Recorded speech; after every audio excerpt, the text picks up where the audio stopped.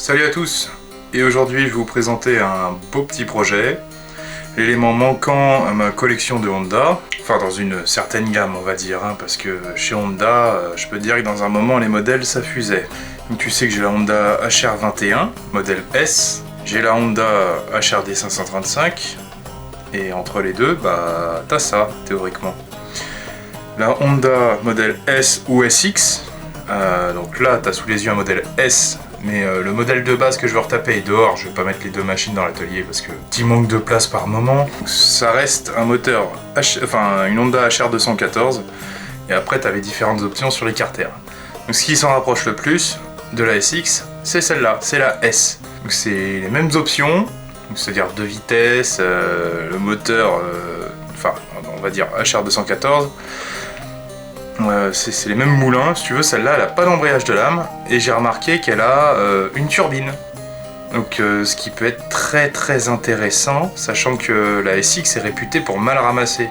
Mais est-ce qu'elle ramassait mal parce que d'origine elle a été prévue pour avoir une turbine sans embrayage et tourner justement avec l'hélice qui permet de faire un bon souffle d'air sous le carter, et les versions embrayage, celles qui sont plus vendues par rapport à la sécurité, du coup ont eu une mauvaise réputation pour le ramassage parce qu'ils avaient dû enlever l'hélice.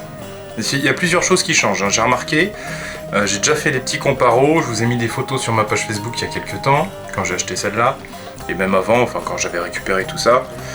Donc ça fait très longtemps que ce projet il traîne. Là j'ai enfin un carter qui tient la route, j'ai même presque tout je pense qui tient la route, sauf un pneu que tu peux voir derrière là. Donc on va partir de cette base là, le carter n'est pas 100% nickel, on a un petit coup ici là, et en dessous il nous manque une petite partie qui tient la plaque d'éjection si tu veux, qui va au niveau du panier. Petite partie qui est pétée, mais je veux te dire, pour trouver un carter SX où ça c'est pas pété, c'est très compliqué. Parce que, en fait, ces moteurs là tu peux en trouver des pelles à vendre d'occasion. Pourquoi? Parce que les carters ils tenaient pas le coup quoi. Donc celle-là, elle a eu qu'un seul proprio, dormi, ça fait 22 ans qu'elle n'a pas démarré. Bon là je vais pas te faire un redémarrage, je voulais commencer la vidéo par vous présenter les deux, faire un redémarrage des deux. Franchement, j'ai pas le temps de faire ça, et on peut plus faire de bruit le dimanche parce que je bosse beaucoup, je travaille beaucoup, tu vois. C'est ce qui me permet aussi de m'acheter la caméra que t'as là qui filme de superbes images avec un trépied stabilisateur et tout ça, avec un bon micro. Je veux dire, moi je suis dégoûté, tu vois, d'avoir fait des projets avec l'autre caméra, surtout sur la fin, parce que bon, on a fait quand même des beaux projets quoi. Donc Honda S, tu peux voir, elle est pas dans un super bêta, actuellement tu sens que c'est la sortie de grange. Donc 22 ans qu'elle a pas tourné, c'est le petit-fils du gars qui l'avait acheté neuf, qui me l'a vendu pas trop cher dans mon coin, donc c'est très cool. Donc comme je t'ai dit, le carter ça va, il est pas trop niqué. L'autre tondeuse par contre, étonnamment, en l'observant comparé à celle-là, a été plutôt bricolée. Y a pas mal de trucs qui correspondent pas à ce que c'est censé vraiment être, alors que celle-là elle est vraiment bien dans son jus. Je vais démonter entièrement celle-là, démonter entièrement l'autre, et avec les deux faire la meilleure quoi. Donc est-ce que je remets un embrayage de lame? Je sais pas, en fait il faut que je démonte celle-là entièrement pour voir si est-ce qu'on peut mettre un embrayage de lame sur celle-là, en plus de la turbine, parce que je veux garder la turbine, ça c'est sûr. Donc après, est-ce que j'aurai une S ou une SX? Voilà quoi. C'est vrai qu'Honda, ils ont été connus pour leur embrayage de lame, donc je sais qu'il fonctionne sur l'autre en plus, c'est juste qu'il a tapé une grosse pierre et ça fait un énorme trou dans le carter, ça l'a terminé. Donc tu vois en dessous, elle est à l'état d'origine. Donc je vais déjà te montrer les défauts du carter, comme ça sera fait. Donc petite fissure ici à cause d'un coup. Généralement toute la partie avant est manquante, tu vois, donc c'est plutôt étonnant. Début de corrosion avancée à ce niveau là, donc il manque des tout petits machins. Pignon ici là qui manque. Et le plus gros dégât ça devrait être, c'est cette partie là, tu vois. Donc là tu as toute la partie avant le boîtier là qui est enlevée, et celle qui tient aussi, tu vois, je t'ai dit la plaque d'extraction d'herbe. Plaque d'extraction d'herbe qui est tordue et un peu niquée ici. Tu peux voir, je pense pas que ça soit la lame d'origine, parce qu'elle me paraît trop propre, tu vois, elle est pas usée. Donc tu as la turbine, et ici tu as une petite grille en métal qui permet de laisser passer l'air pour aider au ramassage. Donc c'est génial, c'est comme sur Gabi. Et ce qui m'étonne, c'est que ouais, c'est peut-être les ailettes, ça se trouve, elles reviennent jusque là. Et du coup, c'est pour ça qu'on peut pas adapter ça sur une avec un embrayage de lame. Mais c'est exactement la même forme de trèfle, tu vois, sous la lame et tout ça.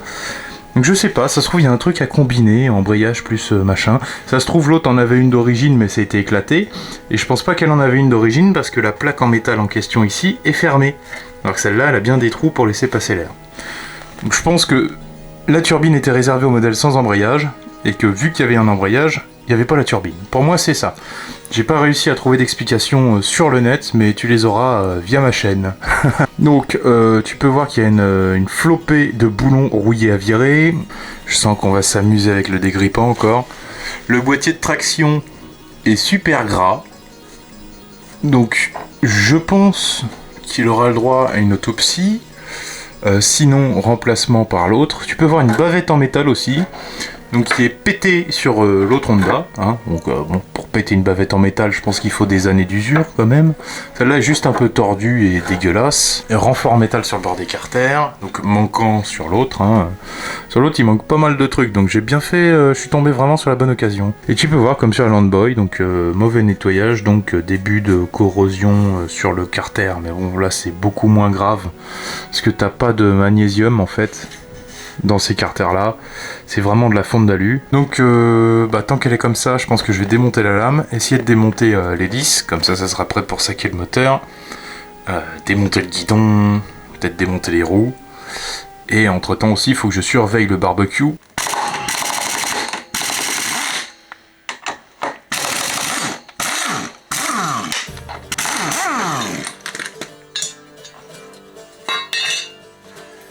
Donc les boulons de lame, il y a eu de la graisse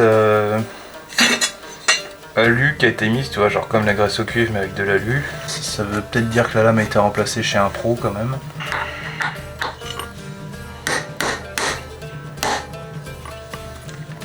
Ouais, je suis pas sûr que ça vienne. On peut essayer. Non.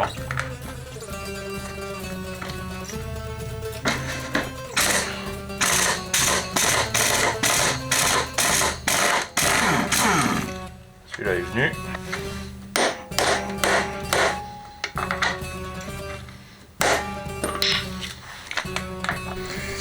Bon, hier on en était au point où je crois qu'il fallait mettre une corde dans le piston pour pouvoir bloquer le moteur et desserrer l'écrou central ici. La bougie champion. Bizarre, t'as l'impression que c'est une bougie neuve, comme s'ils avaient essayé de la redémarrer. Ou sinon c'est quand ils ont changé la lame. Bon, on va partir du principe que la bougie est bonne. Enfin, remarque là, je te raconte un truc avec une bougie NGK. Donc le F400, tu vois, mon motoculteur Honda.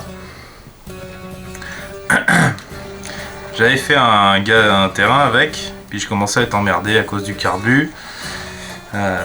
Aussi, bon, je me suis dit, une fois rentré à la maison, tu vois, je vais faire une grosse révision dessus, je vais changer l'huile moteur, nettoyer le carburateur, changer la bougie d'allumage, quoi. Et puis vérifier le filtre à air, machin, tout ça. Et donc j'ai mis une bougie NGK neuve. Et puis arrivé sur le chantier, le motoculteur il déconne, alors qu'il fonctionnait très bien chez moi. Donc déjà en fait, le fait d'avoir pris la route avec les bosses dans la remorque, t'as toute l'huile du filtre à air à bain d'huile qui est passée au niveau du moteur. Donc déjà la bougie ça l'a blindé d'huile, tu vois, à ce niveau là, au niveau des électrodes, du coup ça faisait plus contact. Donc, nettoyage de bougie, chauffage de bougie, ça démarre toujours pas. Et là, je teste l'allumage, bougie morte. Donc, je démonte la bougie, donc bougie NGK, mais bizarrement, c'est pas fabriqué au Japon. C'est marqué Made in France dessus, sur la bougie NGK. Donc au final on rachète une bougie NGK. Et bon là ça a bien voulu démarrer mais ça déconnait. Et en fait la partie du moteur qui est censée contenir l'huile, donc le carter bas moteur, était rempli d'essence. C'était tellement blindé d'essence avec la bougie qui déconnait NGK Made in France que en fait le moteur pouvait jamais démarrer, tu vois, ça s'est rempli d'essence machin, il y avait trop de plein, ça repassait dans le renifleur, ça repassait dans le carbu. Au final la solution a été de démonter le carburateur, mettre un gicleur de 60 au lieu d'un gicleur de 72 et le truc maintenant il tourne impeccable. Et en changeant la bougie bien sûr. Par une NGK, mais Made in France aussi du coup, mais voilà, petite histoire de mon doute qui commence à s'inscrire sur NGK. Déjà que j'aimais pas Champion, mais si je commence à plus aimer NGK, je vais mettre quoi? Je vais pas mettre des bougies Bosch, j'aime pas Bosch. Bon, si ça fonctionne tu verras, une étincelle à ce niveau là.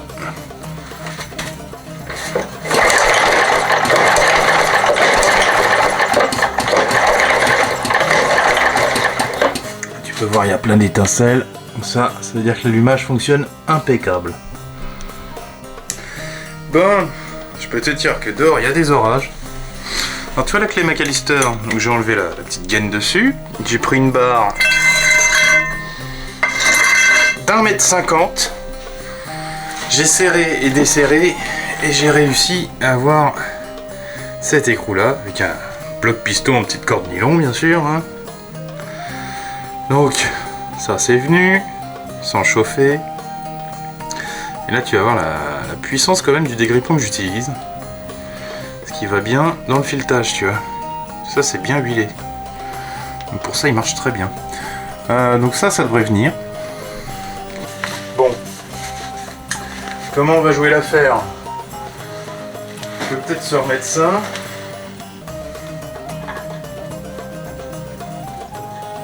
Mettre un gentil pied de Michelin. Parce que du coup j'ai pas pu enlever l'hélice là. Ce qui m'embête un peu.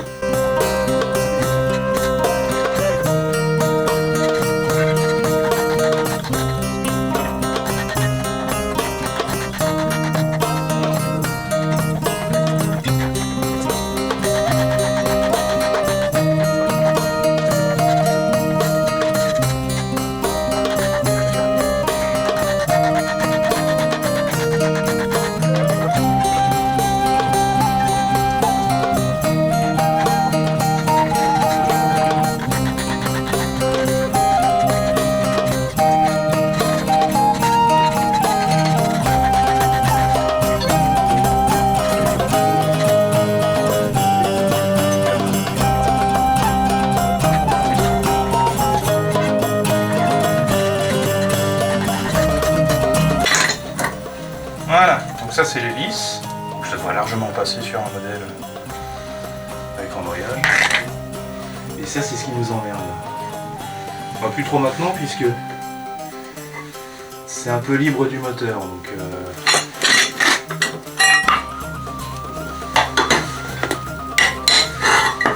ça on verra plus tard ce qui peut passer. Donc, tu vois, c'est au boulon moteur, ça ne m'embête plus. Là t'as la plaque en question là, dont je te parlais. À peindre. Tout est démonté, il y a tout à peindre. Bon du coup c'est cool.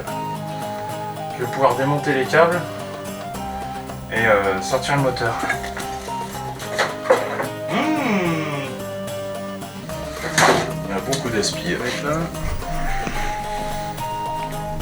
Il y a un petit peu de la merde.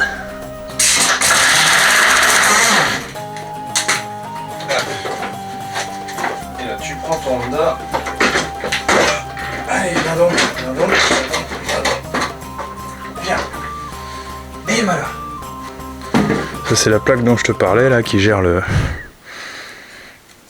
flux d'air de sortie là. Voilà. Donc ça c'est la bavette tu vois en question. Ça c'est le support qui est pété du carter là, donc il y a encore la vis. Je sais pas si on fera une bande en métal là pour compléter ça peut-être.